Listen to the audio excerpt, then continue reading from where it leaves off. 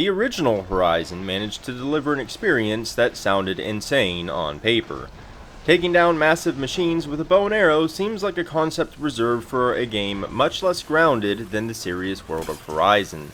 Yet Zero Dawn absolutely nailed its combat in a way that most games could only dream about. However, Zero Dawn was a mere glimpse into what could be. For every strength it had, there was also a flaw to match it. But the groundwork was laid, and its inevitable sequel had a limitless potential to improve. Forbidden West takes place immediately after Zero Dawn ended, following Aloy in her quest to save the world from ecological collapse. Her journey into the Forbidden West brings her into conflict with a huge variety of terrifying machines and an incredible number of colorful characters. Does Forbidden West improve on the original? Yes and no. Forbidden West does expand on its strengths, but I was disappointed to see just how many of my complaints about the original remain completely untouched in the sequel. In the wake of the events that occurred in Zero Dawn, Aloy finds herself confronting the end of the world, and she's the only one who can stop it, a sentiment she seems quite fond of repeating. I mention that because I found Aloy difficult to like in Forbidden West, and this is largely due to how she treats her friends and the lack of coherence she exhibits when interacting with strangers. Friends old and new follow her into the Forbidden West, which should be no surprise given the weight of her task.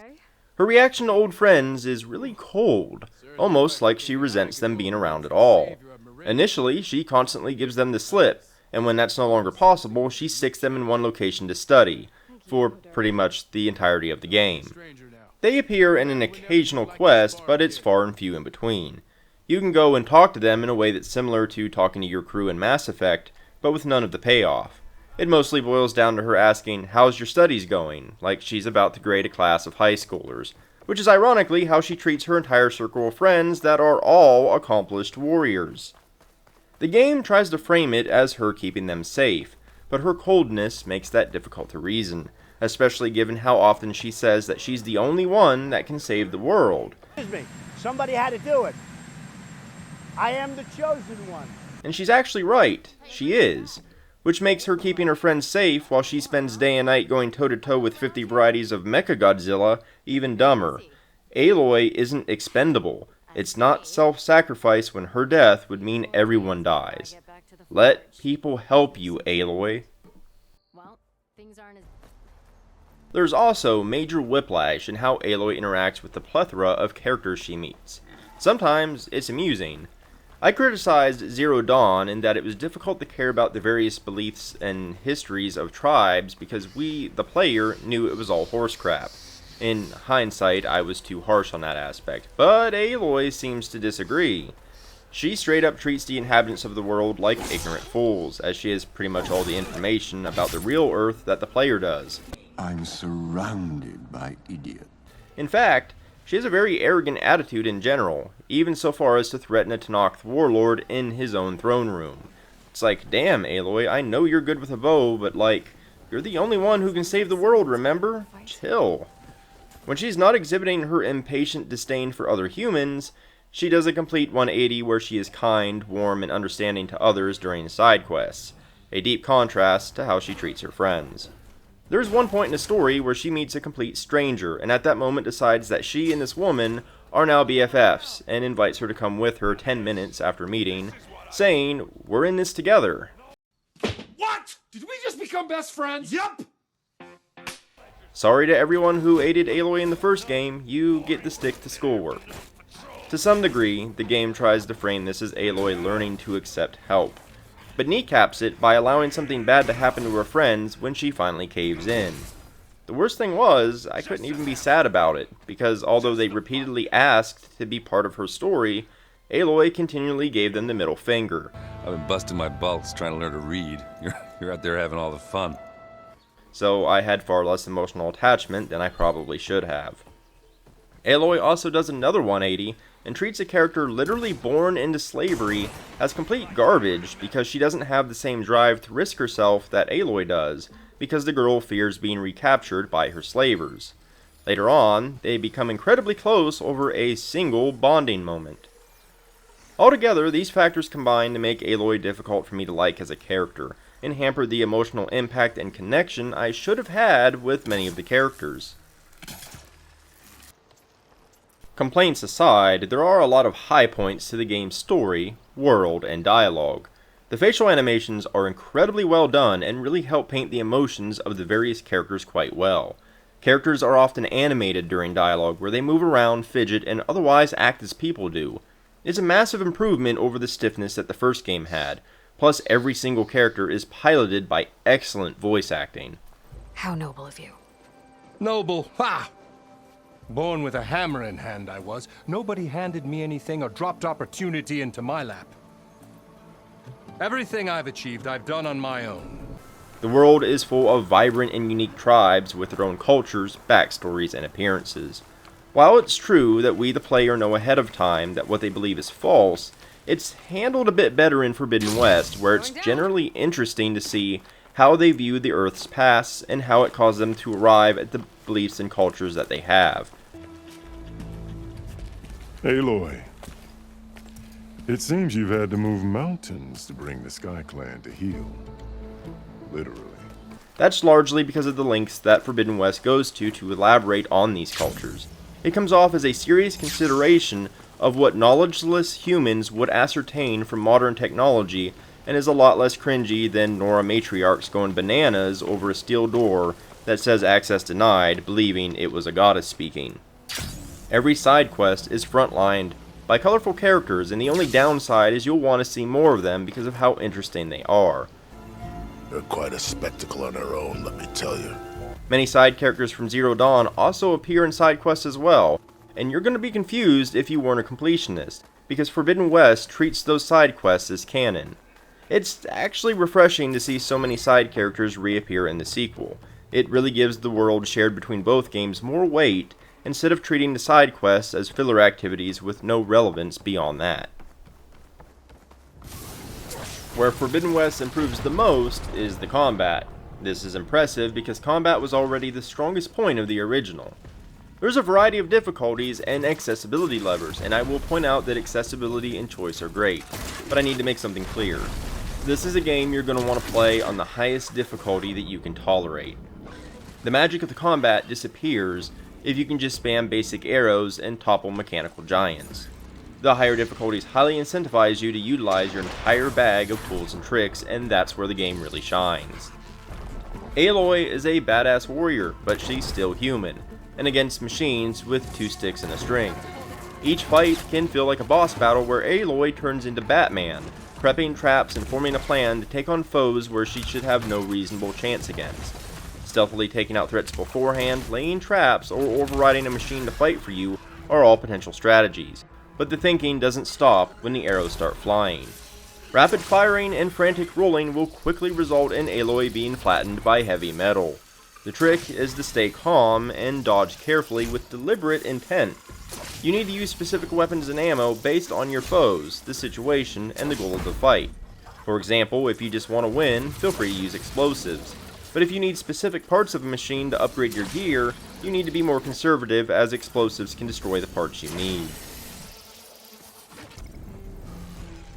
While the combat can look chaotic, it's the uncontrolled chaos that can kill you. You want to manage the flow of the fight so that it feels much more like an intricate waltz, albeit one where when you mess up, it's a 50-foot tall metal T-Rex that's stepping on your toes. If you're overwhelmed, tie down a machine with a rope caster and focus on another, for example. Slide behind cover to block a range attack, or deploy a smoke bomb and dive into some high grass to get some breathing room and reinitiate on your own terms. You have a ton of tools at your disposal, and every machine has its own weaknesses. You can strip out troublesome parts that can eliminate a dangerous attack, and even blast off and use the machine's weaponry against it. Aloy has a much larger skill set this time around, allowing her to rain arrows, chain shots across multiple enemies, activate a force field, and more. Her melee combat is still on the simple side, but includes new combo attacks and a resonator blast that she can stick on an enemy and detonate. The combat manages to be the same as the original, but also different. Overpowered tactics from the first game have been leveled out with the rest of her arsenal, and Forbidden West requires a more methodical approach in general. Spamming the dodge roll makes Aloy stumble, so you'll need to time your dodges, for example, rather than mashing the button and hoping for the best. Aloy has a much bigger set of abilities than in Zero Dawn, but one of the biggest factors is the sheer number of machine types. Half of Zero Dawn's roster felt like variants of the Grazer. In Forbidden West, the variety is much greater, and there are subtypes within each one. The combat and enemy variety is leaps and bounds better than in the original game, yet there was a single aspect that constantly caused me issues throughout the whole game. In the wild, there is an invisible force field around every set of machines that spawn. Going outside this field causes the AI to completely break. They will run around frantically at the threshold of a zone that they can't cross, or stand there and spam the same range attacks at you. If you wanted, you could cheese any non-scripted fight by standing outside of the zone. I accidentally did it with a Tide Ripper, which is when the issue became most apparent. Tide Rippers are massive water machines, and as I lured one to shore to fight it, it completely broke. The first time, it swam back and forth and occasionally sprayed a water beam at me. The second time, I managed to get it on shore, and it sat in one place while I pummeled it, because it wasn't allowed to go beyond some invisible barrier.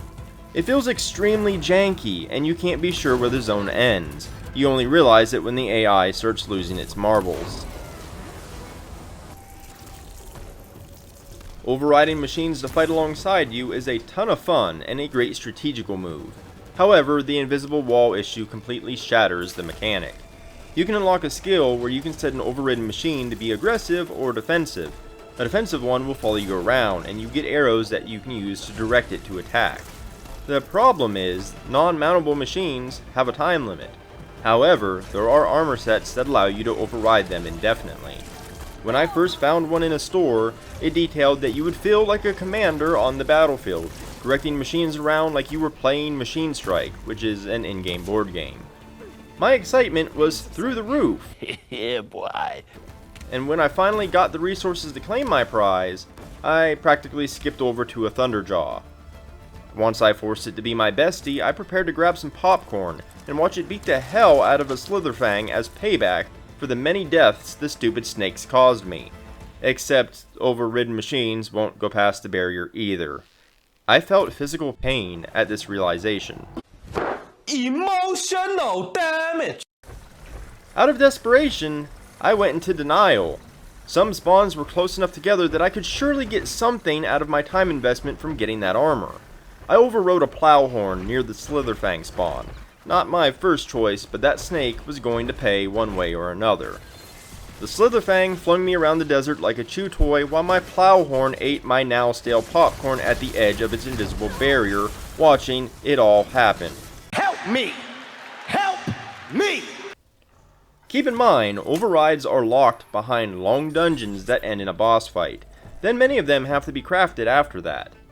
The armor sets that give you unlimited override are expensive legendaries, and you need special arrows to command an overridden machine.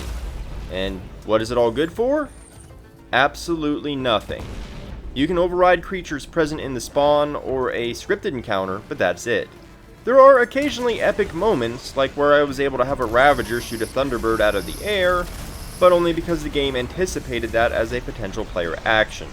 You get your wrist slapped for attempting to go beyond that, in an open world game, where the ability is locked behind multiple gates. Yes, I'm mad. The open world in Forbidden West is a mixture of good and bad. The world itself is huge and varied with a variety of locations and biomes that are all incredibly beautiful. There's a ton to do, and the side quests in Forbidden West feel like main quests. They are well written, well designed, and fun to play. The colorful cast makes each one memorable, and they are simply a joy. Characters in the world make comments on your past deeds as well, and that's really cool. Side activities almost always reward you in some way, and rarely ever feel monotonous or grindy. Over 90 hours in, and I've yet to grow bored of playing thanks to the combat and how well all the gameplay-oriented content is designed. At the same time, just like in the first game, the world is incredibly static. There aren't really emergent or random events. Sometimes you will go to a machine spawn and find that rebels have already killed it, but that's about as far as it goes. This makes travel boring, yet fast traveling can make you run out of resources since you really do need to hunt the machines on your path. Hunting machines is also really fun, so you don't want to skip it. With the previously mentioned invisible walls, the machines resemble MMO mob spawns, and that feels really bad in a single player game. Aloy also has the habit of pointing out solutions to environmental puzzles within 10 seconds of entering the area, and that is incredibly odd. It makes me wonder why the game bothered to include puzzles in the first place. I enjoy Forbidden West. I wouldn't have sunk 90 plus hours into it if I didn't. I love the combat and how challenging the hardest difficulty is. The world and its characters are interesting and the quests are fun. A lot of the negativity in this review stems from how blatantly bad some of its issues are, and how much I wanted to enjoy it even more than I already do.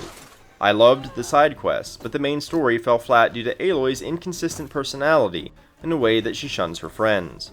I love the combat, but the jankiness of the invisible walls came up constantly to the point I couldn't ignore it. Not to mention the bugs.